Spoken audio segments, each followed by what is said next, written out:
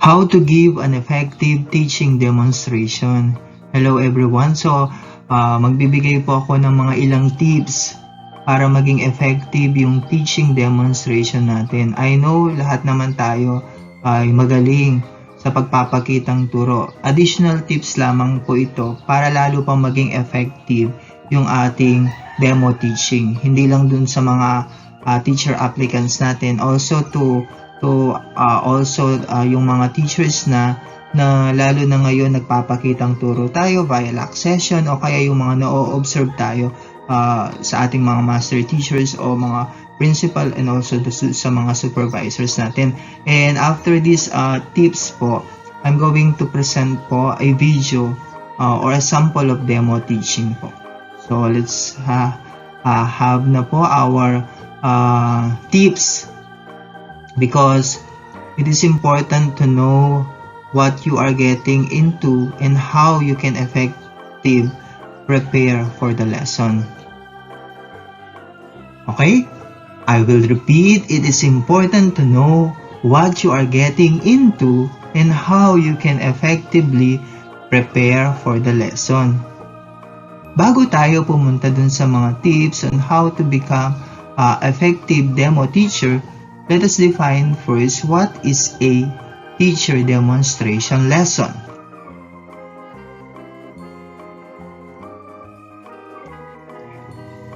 A demonstration lesson is a planned lesson taught to an interview committee or a group of students to assess your teaching abilities and skills. Siyempre, pag nag-apply na tayo ng teaching position, ito tinitignan natin kung paano ba tayo magturo. Since ngayon, sa mga fellow teachers natin na nagkakaroon ng demonstration teaching via live session o kaya yung na-observe tayo, tinitignan pa rin naman kung paano yung way ng pagtuturo natin para alam nila kung paano tayo i-assist para lalo pang maging effective and efficient tayong mga teachers. Also, ito rin yung siguro yung basihan nila para magkaroon tayo ng mga different trainings and webinars para maging maayos pa ang ating mga pagtuturo. These are the 4 important criteria for giving an effective demonstration. The first one is organize and deliver purposeful lesson. The second one is respond to all learners. 3, manage the class. And the fourth one is reflect and make adjustments in the moment of teaching. So later on po, we will discuss them one by one and we will present different tips para maging effective po ang demonstration teaching po natin. The first one is organize and deliver a purposeful lesson. What with standardized testing and criteria for teaching to specify standards, teachers face high demands for accountability. There never seems to be enough time in the school day to cover everything. So, effective teachers must be well prepared, well organized, and purposeful in their instruction. So, merong mga different indicators po under the first criteria, which is the organize and deliver a purposeful lesson. So, let's have the different indicators and then proceed na tayo dun sa mga tips para maging effective po yung criteria number 1. Okay, the first indicator is conveys a strong sense of purpose and knows the lesson well. So, these are the tips for making it happen. Ano yung mga gagawin natin? Tips, ito lang po yung mga tips karagdagan din sa, alam ko po ginagawa na natin ito, pero mas mainam na nare-refresh po yung ating minds. The first tip is practice, practice, practice. So, ako po, kapag merong demo teaching, ayan na yung nagpa-practice ka sa bahay, nagsasalita kang mag-isa, parang nai-imagine mo yung mga mangyayari kapag actual demonstration teaching na. You can never practice too much before your actual teaching demo. Ano lang talaga, parang wag masyadong nagpa-practice din na nagpa-practice, lalo na kapag malapit na yung demo teaching natin. Kailangan nagre-relax din tayo. Kapag okay na, alam mo na yan, kasi kapag nakahiga ka na, naiisip mo, meron ka pang parang mas maganda ito, mas maganda ito, naiisip mo pa yung mga pwedeng mangyari. When preparing, make sure you are clear about the objective of the lesson. So, dapat kapag nagre-ready ka na, ayan, nakikita mo rin kasi yan during the practice, kapag nagpa-practice ka, huwag kang malalayo dun sa objective of the lesson. Meron tayong mga different objectives, di ba, sa ating mga lesson. In the classroom, begin by telling students the goal of the lesson so they have the clear expectation. So, sa mga ibang mga teachers, pinipresent muna nila yung mga objectives nila at the end of the discussion, ano yung mga possible output. Pero merong mga din teachers din naman na hindi na sinasabi, hindi na pinipresent yung mga objectives sa mga students natin, lalo na dun sa mga lower grades din. Choose a lesson subject that you know inside and out. So kung binigyan tayo ng pagkakataon na pumili ng lesson, pumili na rin tayo ng lesson na alam natin na kayang-kaya nating i-discuss. Pero syempre, we teachers naman, kahit anong ibigay na lesson sa atin, pag-aaralan at pag-aaralan mo pa rin yan, di ba? Then, don't load up on creative strategies or tools such as technology that don't add to the purpose of the lesson. So, mas mainam talaga na marami tayo mga tools o creative strategies. But of course, hindi na ito nalalayo dun sa purpose ng ating lesson. Baka pampadami na lang yan, imbis na matuto yung mga bata, naguguluhan na lamang sila. So, kailangan pag-isipan din natin yung mga strategies na gagawin natin. The next indicator is sequences planned learning experiences with a timetable. Under ano pa rin to sa criteria number 1, which is organize and deliver a purposeful lesson. So under sequences planned learning experiences with a timetable, these are the tips for making it happen. Have a clear beginning, middle, and end to your lesson. So in preparing, give yourself a rough time frame for each part of the lesson. Although you need to plan the sequencing and flow of the lesson, be flexible. So, ito lahat pumapasok sa doing our lesson plan or sa lesson planning natin. Okay, meron din tayong tinatawag na DLL. So, di ba, when we are doing our DLL o kaya lesson plan, nakaplano na lahat yan, di ba? Kung saan ka magsisimula, mula sa arrival o kaya dun sa mga motivation natin hanggang matapos. But also, nakaplano yan, nakasequence na first, step by step.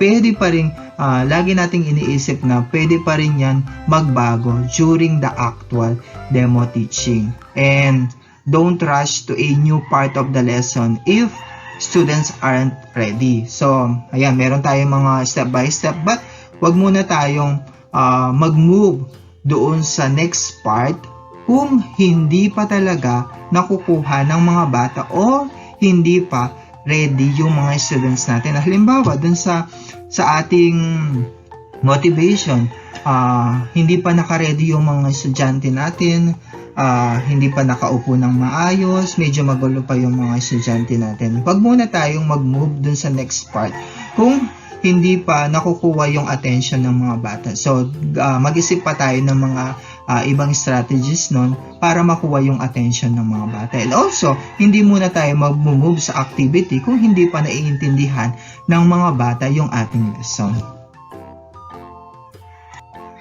Okay, the next indicator is delivers an engaging lesson that motivates students to learn. Okay, under ano pa rin to, organize and deliver a purposeful lesson. The tips for making it happen, that delivers an engaging lesson that motivates students to learn. Use interactive teaching strategies such as cooperative learning to engage all learners simultaneously.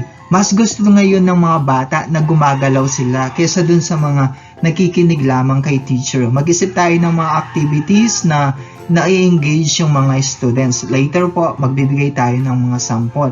And then, provide students with many opportunities to interact both with you and other classmates nila. Yun nga, sabi ko kanina, mas gusto nila na nakikipag-interact sila with you as a teacher and to their classmates.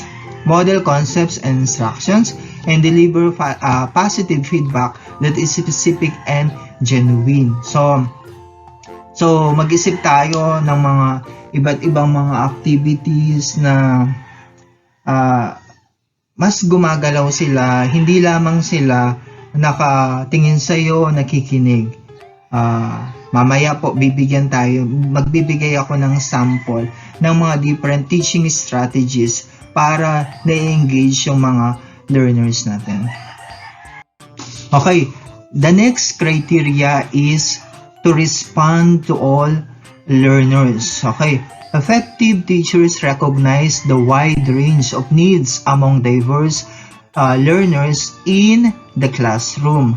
They use knowledge on how their students learn along with their students' individual interests, strengths, challenges, language, cultural backgrounds, and developmental needs to mold their lessons.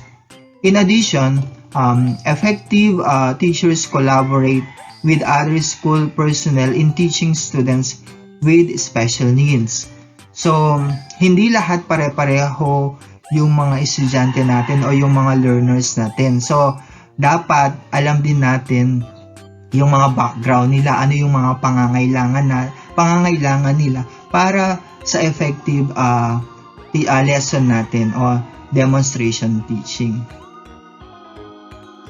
The first indicator under respond to all learners is connects with all students in the classroom. What are the tips for making it happen?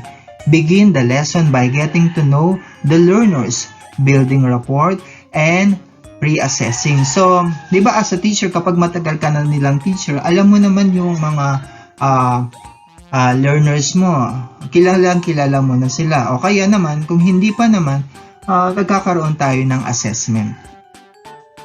Para lalo nating makilala yung mga learners natin, ano na yung mga alam na nila, and then hindi pa nila alam, para maging guide mo rin yun along the way ng iyong pagtuturo. Under pa rin sa criteria number 2, respond to all learners is differentiates instruction to engage all learners. What are the tips for making it happen? The first one is incorporate a variety of teaching techniques into your lesson to ensure you address all learning styles. Anticipate the cultural differences in your class and weave into cultural connection in your lesson. So, there are students or learners with various learning styles. Some learn best by reading and writing. Others prefer nila yung to watch a video. Doon sila mas natututo, o kaya naman listen to a recording or dig into hands-on activities. So, differentiated instruction is a way of teaching that matches a variety of learning style. Huwag natin kakalimutan yung sinasabi sa atin ni Howard Gardner about the multiple intelligences. So, teachers who use differentiated instructions tailor their teaching approach to match their students' learning style. So, dapat mag-isip tayo ng maraming mga teaching techniques or strategies para mag-give natin yung dapat.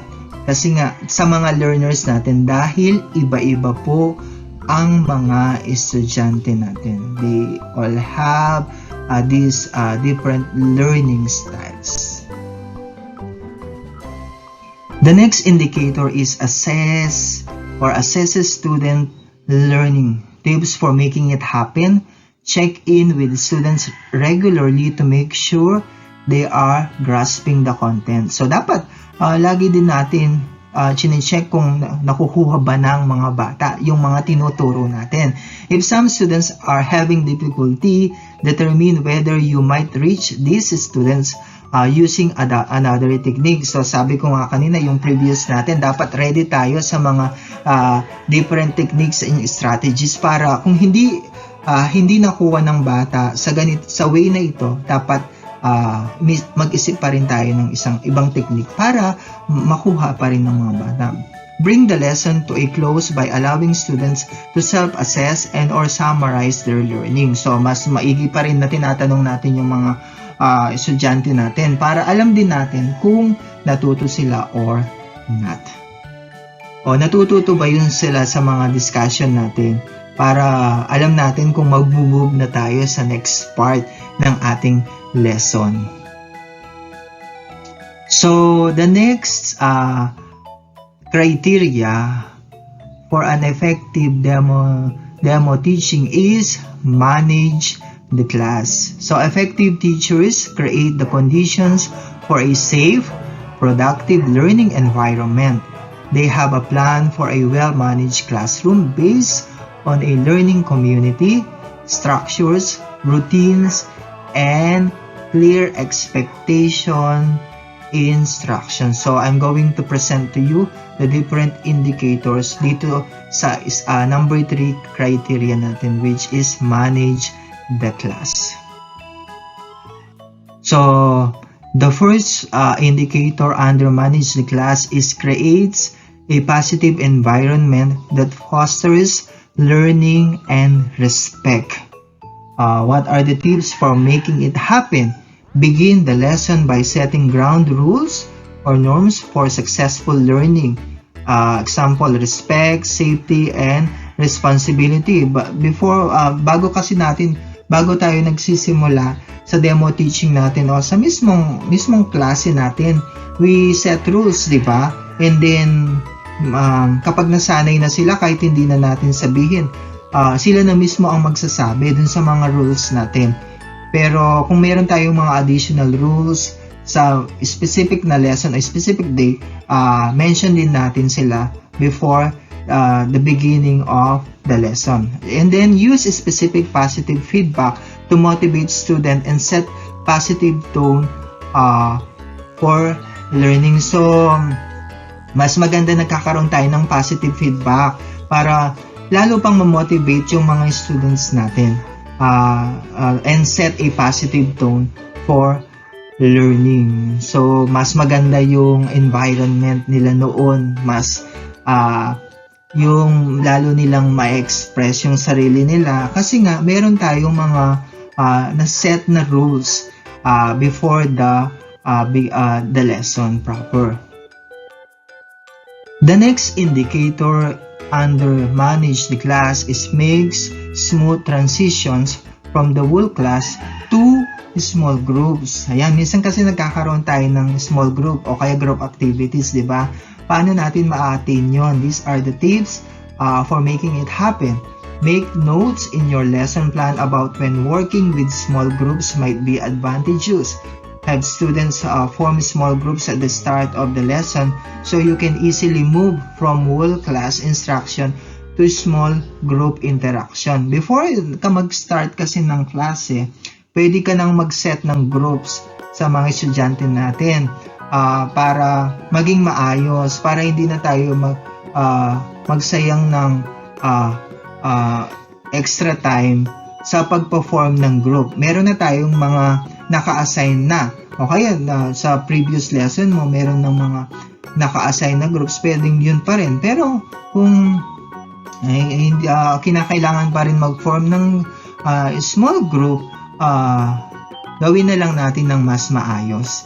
Or mas maganda talaga, meron na tayong mga naka-reading small groups para maging maayos pa rin yung mga lesson natin. So, paano ba natin gagawin to?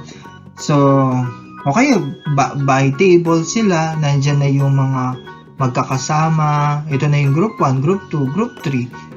depende pa rin sa teacher yun how paano sila igugrupo.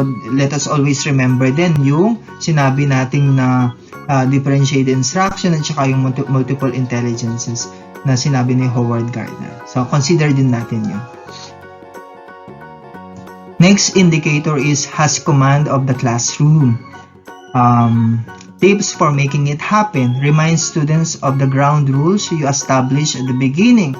So, mayroon pa rin at mga estudyante nating nakakalimot dun sa mga rules natin. Pero dapat lagi natin nire-remind yung mga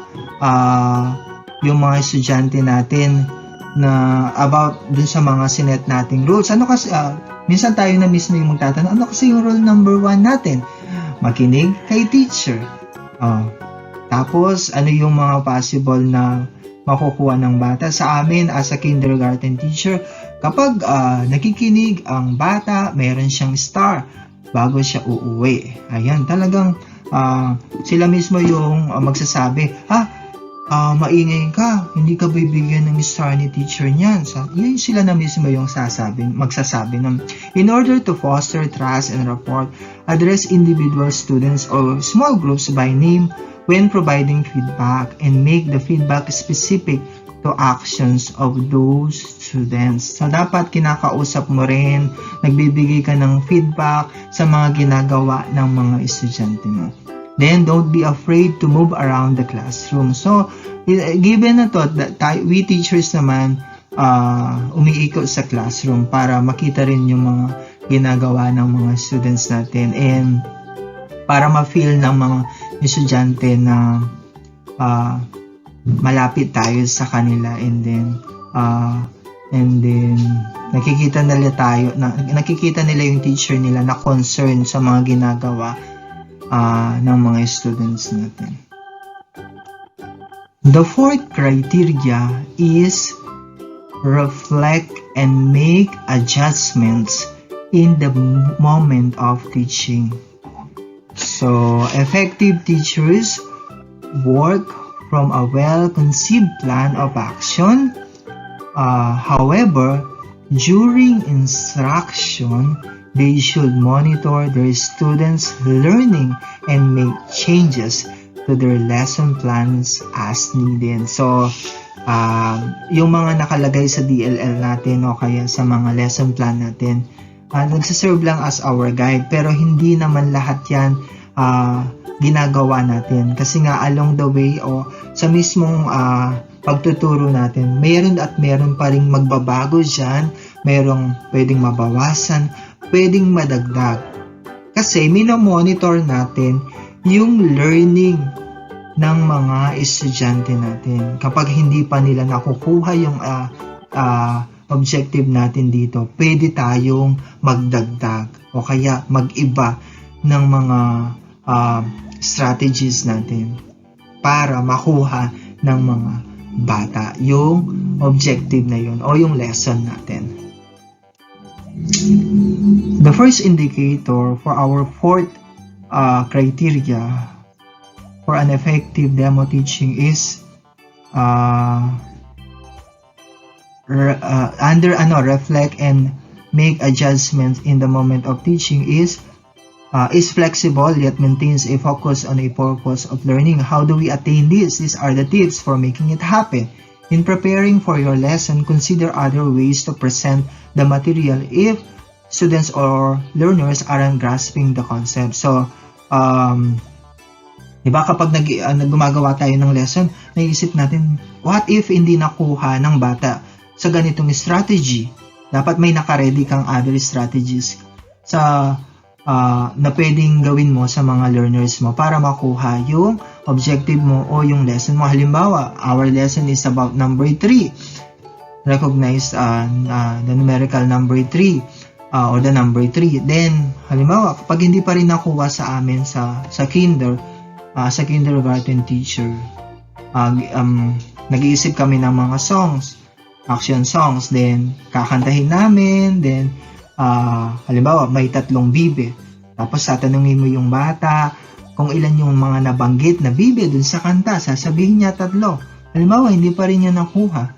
Mag-iisip ka na ngayon ng mga other activities o strategy pwedeng gumamit ka ng Play-Doh, magpo-form yung mga bata ng number 3. And then, using clay, mag-iisip ka rin ng games, parang yung magsama-sama yung tatlo, yung mga objects, pagsasamahin mo yung magbilang sila ng tatlo, then pabibilang mo sila, and then anong bilang yon o ilan silang lahat. Then pag wala pa rin, marami pa rin mga activities yan, music, ang ganyan. Sulat sila ng mga number 3. If you the second is, if you need to change direction during your demonstration, make sure you keep the overarching goal of the lesson in mind. Ayan.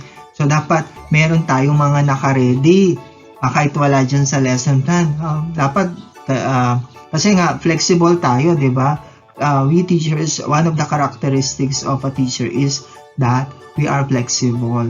So, pwedeng magbago at magbago pa rin. Don't go off tangents that take you away from the purpose of your lesson. Baka napapalayo na tayo sa lesson natin. Dapat iniisip din natin yun. So, dapat mayroon talaga tayong naka-ready. So, mas mainam talaga yung naka-ready yung lesson plan natin o yung DLL. At meron din tayong mga notes ng mga different strategies. Kasi, pwedeng magbago at magbago pa rin naman. And also, syempre, kilala naman natin yung mga learners natin o mga students natin, di ba? So, yung mga ilalagay nating mga activities doon o strategies, alam natin na fit sa mga learners natin. Pero syempre, mas mainam pa rin yung mga naka-ready kasi hindi naman natin alam yung mga pwedeng mangyari. Use your gut. Every lesson is different and there are no set prescriptions for how to react to the unexpected in the classroom. So, yun nga, hindi natin alam yung mga pwedeng mangyari doon sa mismong demo teaching natin. So, basta dapat naka-align pa rin sa lesson mo yung mga activities natin. Don't be afraid to follow your instincts. So, kung alam mong okay to, mas mainam to sa mga students natin, do it. Diba? Kung hindi pa rin, mag-isip tayo ng mga different strategies o kaya mga activities para lalong matuto yung mga anak natin o yung mga learners natin. Okay, in summary, ito yung mga maaari natin gawin. Ano lang po ito, mga additional lang po, pwede nating sundin or hindi. The first one is interact with students and encourage them to interact with you. Model instructions or concepts. Establish rapport with students. Keep in mind the overarching purpose of your lesson.